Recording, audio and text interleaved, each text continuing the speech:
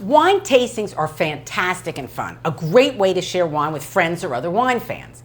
You may learn what you like to drink and what you don't. Is it really any different from just drinking wine? Let's talk. In case we haven't met, I'm Ellen from the blog Wine Talk with Ellen. There are so many different kinds of wine tastings, there's no simple answer. In general, wine tasting is a little more thoughtful than just drinking wine. Other than the most formal wine tastings, they can really be anything you want it to be. Choose your own adventure. Unless you are training to be a professional or want to do deductive wine tasting and figure out what wine you are drinking, just have fun with it. This was me years ago.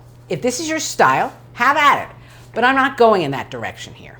I did a lot of what you would call overthinking in those days. I no longer want to overthink like that. These days, I'm just a huge fan of wine and love hanging out with other wine fans. I saw some article about how to be a badass at wine tasting. Do not do that. At a wine tasting, don't be any kind of an ass. Why? Just putting that out there. Have fun, meet other wine fans, learn stuff if you want. I'm all about having fun with wine without overanalyzing or thinking you have to spend a lot. A little knowledge can go a long way. That's my blog and this YouTube channel in a nutshell. Let's get started on what you really may want to know right now to be the most comfortable and have the most fun at any wine tasting. All wine tastings focus on what you are seeing, what you are smelling, and what you are tasting. First, let's take a look at the wine in the glass. Everyone feels differently about how important that is. I personally think it is interesting, but does not necessarily tell me much. View it as opening a book. Unless it's in a foreign language, you probably read on.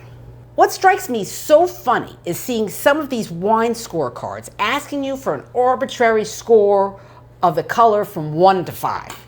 You aren't choosing paint for your house. It's wine. And what would merit a 1? Garbage floating in the wine?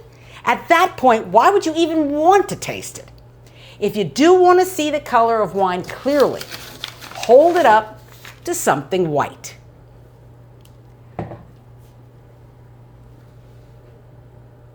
Most places, you can't do that. But if you are at a place with a white tablecloth, you can do that. I personally view appearance and aroma of a wine like the preview of a movie.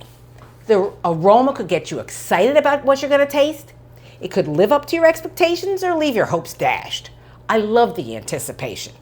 At this point, many people think you have to sniff and swirl and say things like, I smell leather, or it has hints of violet. Worse yet, the descriptions of cat pee and diesel are real ones. And they are not negatives. Read the room, people. Unless you are at a formal wine tasting, that really is not necessary. By the way, diesel describes old Riesling and cat pee is a Sauvignon Blanc thing. Didn't want to leave you hanging there. Have you ever gone into a restaurant and the smell just makes you want to drool? You get excited about what you're going to eat or order? The food may not live up to it, but the anticipation and the positive expectations are there. It adds to the experience. I consider wine an experience. The aroma should add to the enjoyment. While I almost always try to breathe in the aroma of the wine, I do not try to put a name to everything. If the spaghetti and meatballs at a restaurant smelled great, I wouldn't try to figure out what kind of garlic was used and where it was grown. If the wine smells great, it shouldn't become a test to name exactly why. I suggest looking at aroma like that. Now, here I have a white and a red. You will be able to smell the wine better if you swirl the wine a little. The aromas will be released when it meets the oxygen. You don't need to call out every smell you recognize, though, unless that makes for more fun. By the way, there is a difference between aroma and bouquet. I use it interchangeably here. If you really want to know more about it, research it. Some people feel more comfortable just swirling the glass on a table. That's not always an option. It depends where you are. Now, you can do it by the stem. Some people are good with doing it the base. I am not. I hold it by the stem. If you aren't comfortable, though, with swirling the wine, then don't. Notice how I'm holding this glass. I hold it by the stem. Do not use a death grip. I've seen people come in as if somebody's going to grab the glass away from them. Don't use it as a brandy snifter. A brandy snifter is often held that way to keep the brandy warm. Not your goal here. If the glass doesn't have a stem, you still don't want to have a death grip. Try not to change the temperature of the wine when you are tasting. Public service announcement. Let me take a minute to give a huge don't. Do not wear any perfume or strong cologne at a wine tasting of any kind. No one goes to a wine tasting to smell you. Okay, back to smelling the wine. Some wines are more expressive with their aromas. If you can't smell anything, it could be the grape variety. The wine can still be delicious, but the aromas are more subtle. For instance, Sauvignon Blanc, Riesling, and Gewürztraminer are more expressive, as they say. Chardonnay can go either way. Some people get a much clearer idea of the aroma when they swallow a bit of the wine. Not to be too technical, but it is called retronasal. That would be me. It wasn't just an excuse to drink wine at 10 a.m. when I was taking a wine tasting course. Regardless, I am extremely impressionable with identifying aromas. If you smell it, I will too. Some people are quite gifted with identifying aromas. I was stunned when I was at a wine tasting and this woman was coming up with aromas that were so descriptive. It turns out she worked at a perfume company. Everyone around her kept sniffing to say, we were like frantic sniffing to see if we could smell that too. It was really impressive. Then there are those that I swear are just making stuff up, calling out words like leather and chocolate. Just have fun with it. As I mentioned, wine tasting is more thoughtful than just drinking the wine, but it's only as thoughtful as you want it to be. If you're at a fun get-together with friends, read the room. Decide how thoughtful you want to be.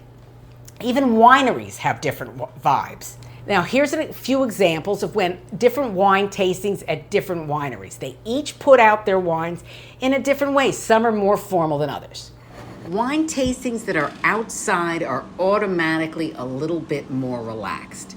This one did provide stemware, however. Plastic cups make it super relaxed, but it is really hard to taste wine in a plastic cup. On to the good stuff, actually tasting the wine. Woohoo! This is absolutely choose your own adventure. You can sip and swirl it around in your mouth. I'm demonstrating. You can try to take in air to further aerate it. Or you can just slurp it in. Your call. There are those who feel like they need to have 2 sips to get any sense. You'll see the same stereotype exists with taste as you did with aroma. That you have to do and say something specific when drinking wine. You don't have to do anything. It does help to hold the wine in your mouth for a bit so you can get a sense of all the flavors. However, you do not have to go overboard with this unless you are on a formal wine tasting. Really, don't be the one who acts like gargling is required. I have actually seen this. It isn't pretty. Remember about reading the room. For me, drinking wine often comes down to, do I like it? Okay, I will often think yum or delicious. Maybe just meh. Or do I not like it? Sometimes it's so bad, I am making a face. It's a gut reaction for me, unfortunately. I really don't want to insult the winemaker should I be at a winery. The wine just isn't to my taste. It's personal. My wine thoughts and wine notes are my shorthand, and it works for me to a point. You will probably want to develop your own. Do not rely on someone else's wine notes, whether they are a professional or not. Ignore the awards and someone else's point system to blindly determine whether wine is good. Those are marketing tools. Feel free to decide what is delicious for you. You don't have to like or dislike a wine because those around you do. If you really do not want to finish the taste that has been offered, there should absolutely be a dump bucket somewhere. The dump bucket will usually look like this. This was a really classy place where we were tasting, by the way. At a more formal wine tasting, it's standard to spit the wine out and not swallow.